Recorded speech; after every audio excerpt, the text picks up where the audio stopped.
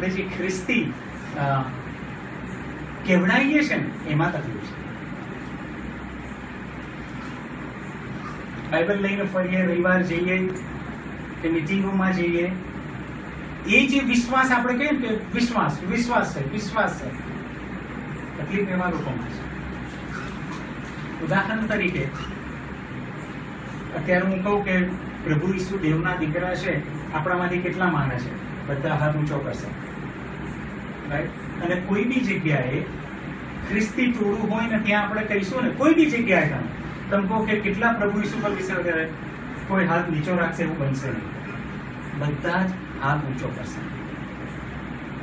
અશુદ્ધ આત્માઓ હાથ ઊંચો કરે છે. અમે માનીએ છીએ.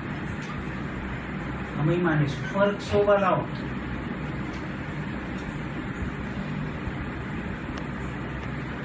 અશુદ્ધ આત્માઓ, યાકૂબનું જે પત્ર છે ને એ એવું કહેવા માંગે છે કે તમે વિશ્વાસીઓ જે છો અને અશુદ્ધ આત્માઓ છો, અશુદ્ધ આત્માઓ જે છે એમની જે કબૂલાત છે ને એ બંનેમાં ખાલી એક જ ફરક છે. સ્વર્ગમાં આ લોકો એટલા માટે જશે ને સ્વર્ગમાં આ લોકો એટલા માટે નહીં જાય, એક જ ફરક છે. વિશ્વાસ એ કે છે કરણી વાળો હોવો જોઈએ. વિશ્વાસ આપણે જે કરીએ ને એ કરણીમાં પ્રગટ થતો હોવો જોઈએ. તમારો જે વિશ્વાસ છે, ઉદાહરણ તરીકે એક સિમ્પલ વાત કરીએ, તમે કોઈ બી વ્યક્તિનું જીવન જુઓ ને એના પરથી કહી શકો કે એ વ્યક્તિનો વિશ્વાસ કેવો છે.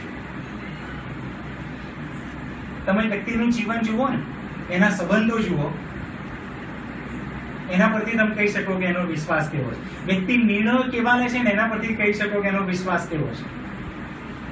વ્યક્તિ કેવી રીતે જીવન જીવે છે, શું કરે છે, એના પરથી તમે બિલકુલ અંદાજ લગાવી શકો આ વ્યક્તિનો વિશ્વાસ કેવો છે. કેમ? એના કાર્યમાં એનો વિશ્વાસ દેખાઈ આવે.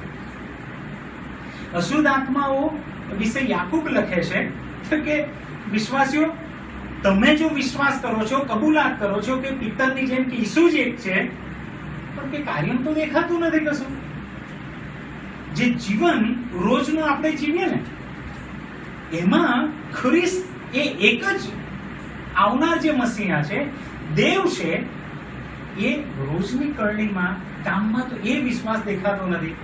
અશુદ્ધ આત્માઓનો નહીં દેખાતો. એ લોકો માને છે, વિશ્વાસ કરે છે, પણ શું એ દેવને પોતાના કાર્યોથી પ્રગટ કરે છે?